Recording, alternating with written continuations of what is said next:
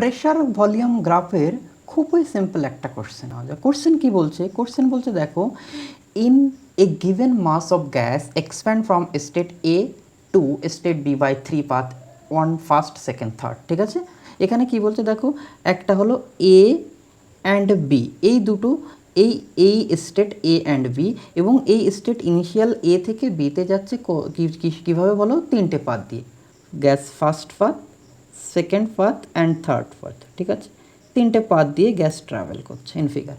বলছে if the work done first পাথের জন্য, সেকেন্ড পাথের জন্য, থার্ড পাথের জন্য respectively gas in 3 path relation কী হবে। তাহলে আমাদের আগেও এই কোশ্চেনটা করেছি যে কনসেপ্ট, যদি কিনা প্রেশার ভলিউম গ্রাফ দেওয়া থাকে তাহলে প্রেশার ভলিউম গ্রাফের কী বার করতে হয় বলো, কি যদি দেওয়া থাকে তাহলে কি বার করতে হবে, এরিয়া।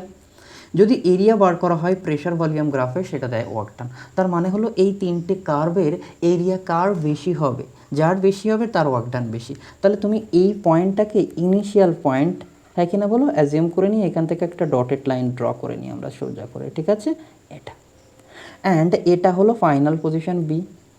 তাহলে তুমি একটা জিনিস খেয়াল করে দেখো, এই যে পয়েন্টটা ফার্স্ট, এই যে ফার্স্ট, সেকেন্ড, থার্ড, ফার্স্ট গ্রাফে এই যে ফার্স্টের জন্য দেখো শুধুমাত্র এরিয়া কোনটুকু হবে, এইটুকু। ঠিক আছে, ক্লিয়ার?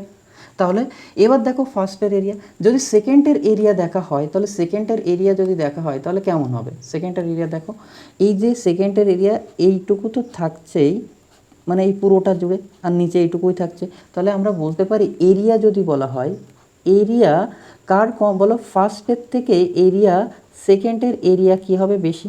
ক্লিয়ার কিনা বলো? এরিয়া, যদি এরিয়া বার করতে চাই আমি, এরিয়া, কারণ আমাদের ওয়ার্ক ডান বার করতে গেলে আমার এরিয়া বার করতে হবে। এবার যদি আমি দেখি এই পোর্শনটা দেখি থার্ড গ্রাফে, তাহলে এইটুকু তো থাকছে আর এর সঙ্গে পুরো, তাহলে এরিয়া থার্ডের এরিয়া সব থেকে কী হবে, বেশি। তাহলে যার যত এরিয়া বেশি, ওয়ার্ক ডান আমরা কীভাবে লিখবো বলো, ওয়ার্ক ডান যদি লিখতে হয় কীভাবে লিখবো, ওয়ার্ক ডান যদি লিখতে হয় কার, কি গ্রাফের বলো, প্রেশার অ্যান্ড ভলিউম গ্রাফের। তাহলে যার যত ওয়ার্ক ডান বেশি হবে কখন, যার যত এরিয়া বেশি হবে।